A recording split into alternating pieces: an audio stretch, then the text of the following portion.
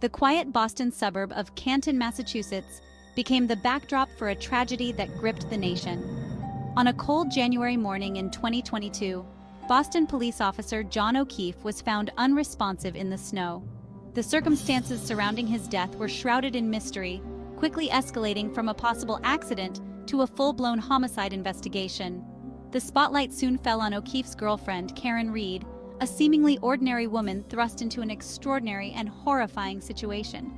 The trial that followed would expose a tangled web of emotions, conflicting accounts, and the relentless pursuit of justice. Karen Reed, a respected elementary school teacher, was known for her dedication to her students and her quiet demeanor. Friends and colleagues described her as kind and compassionate, someone who shied away from confrontation. Yet, in the wake of John O'Keefe's death, she found herself at the center of a media storm, painted as a woman capable of unthinkable violence. The prosecution alleged that Reed, consumed by jealousy and rage, struck O'Keefe with her vehicle, leaving him to die in the snow. The defense presented a starkly different portrait, portraying Reed as a distraught girlfriend who, after a night out, inadvertently ran over her boyfriend in a tragic accident. The prosecution meticulously laid out their case, presenting a timeline of the events leading up to O'Keefe's death.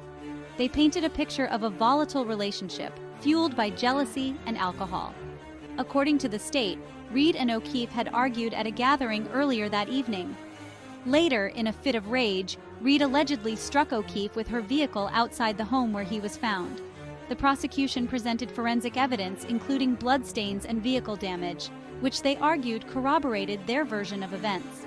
They also presented witness testimonies, aiming to establish a pattern of volatile behavior from Reed. The defense responds, a tragic accident, not murder. Reed's defense team mounted a vigorous counter-argument. They challenged the prosecution's timeline, highlighting inconsistencies and a lack of direct evidence linking Reed to the alleged crime. The defense argued that the prosecution's case relied heavily on speculation and circumstantial evidence. They presented Reed as a loving girlfriend, devastated by the death of the man she planned to marry. The defense's narrative centered around a tragic accident. They argued that O'Keefe, disoriented after a night of drinking, was accidentally struck by Reed's vehicle as she maneuvered the unfamiliar driveway. Inside the courtroom, key moments and testimonies. The trial was punctuated by dramatic moments and emotional testimonies. The jury heard from first responders who described the grim scene where O'Keefe was found.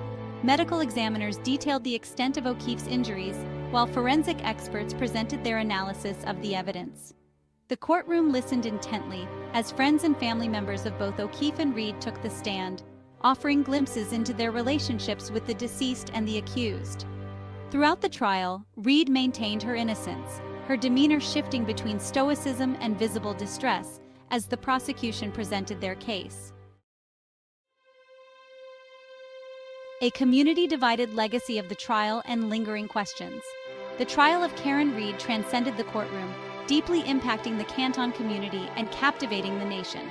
It sparked conversations about domestic violence, alcohol abuse, and the presumption of innocence. The trial also brought to light the complexities of forensic evidence and the challenges of reconstructing events from that fateful night. Even after the verdict, questions lingered.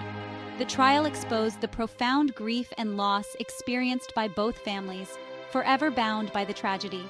The case served as a stark reminder of the fragility of life and the devastating consequences of a single, irreversible moment.